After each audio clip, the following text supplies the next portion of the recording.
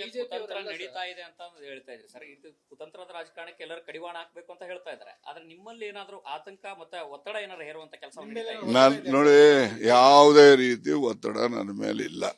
ಯಾರು ನನಗೆ ಒತ್ತಡ ಮಾಡುವಂತ ಪ್ರಯತ್ನನೂ ಮಾಡಲ್ಲ. ನಾವು ಯಾರು ಹೇಳಿದ್ರು ಕೇಳೋನಲ್ಲ ಅಂತ ನಿಮಗೂ ಗೊತ್ತು, ಎಲ್ರಿಗೂ ಗೊತ್ತು. ಅದರಿಂದ ಯಾರು ನನಗೇನು ಹೇಳಕ್ಕೂ ಬರೋದಿಲ್ಲ, ಒತ್ತಡ ಮೊದಲೇ ಮಾಡೋದಿಲ್ಲ.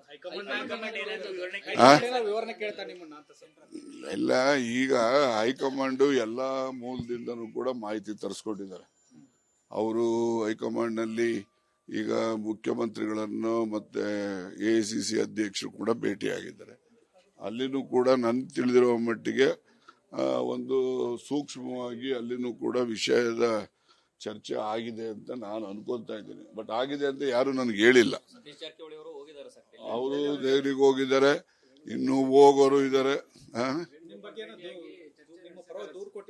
ನಿಮಗೆ ಇರೋ ಅನುಮಾನಗಳನ್ನ ಅಥವಾ ಯಾವ ರಾಜಕೀಯ ನಾಯಕರು ಇರಬಹುದು ಅನ್ನೋ ಡೌಟ್ ಏನಿದೆ ಅದನ್ನ ನೀವು ಹೈಕಮಾಂಡ್ ಮುಂದಾದ್ರೂ ಓಪನ್ ಅಪ್ ಆಗಿ ಹೇಳ್ತೀರಾ? ಅಲ್ಲಲ್ಲ, ನನಗೆ ನೋಡಿ, ನಾನು ಆ ರೀತಿ ಹೇಳ್ಬೇಕು ಅಂದ್ರೆ ನನ್ನ ಹತ್ರ ಏನಾದ್ರು ಪುರಾವೆ ಇರಬೇಕು. ಏನೇ ಪುರಾವೆಗಳು ಮತ್ತೆ ಏನೇ ಮಾಹಿತಿ ಬರಬೇಕಾದ್ರೂ ಕೂಡ ತನಿಖೆಯಿಂದನೇ ಆಚೆ ಬರಬೇಕು.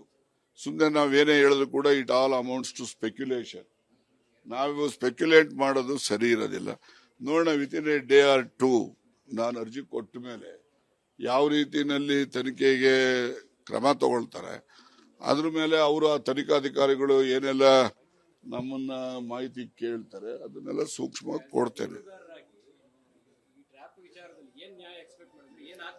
ಅಲ್ಲಲ್ಲ, ನೋಡಿ, ನನ್ನ ನಿರೀಕ್ಷೆ, ನನ್ನ ಒಂದು ಬೇಡಿಕೆ ಏನಂದ್ರೆ ಈ ರೀತಿ ಯಾರೆಲ್ಲ ಮಾಡ್ತಾರೆ ಅದು ನಿಲ್ಲಬೇಕು. ನಾಳೆ ಇವತ್ತಿಂದ ಯಾರ್ಯಾರ ಮೇಲೋ ಮಾಡೋರೆ, ಈಗ ನಮ್ಮ ಮೇಲೆ ಪ್ರಯತ್ನ ಮಾಡ್ತಾರೆ, ಮುಂದೆ ಇನ್ಯಾರ ಮೇಲೂ ಆಗ್ಬಾರ್ದು.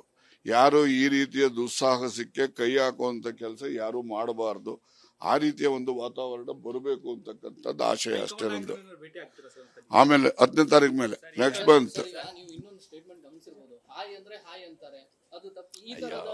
ಅವ್ರವ್ರ ಅನುಭವ ಅವ್ರವ್ರು ಹೇಳ್ತಾರಪ್ಪ. ನನಗೆ ಆ ತರ ಅನುಭವ ಯಾವ್ದು ಆಗಿಲ್ಲ. ನಡೀರಿ.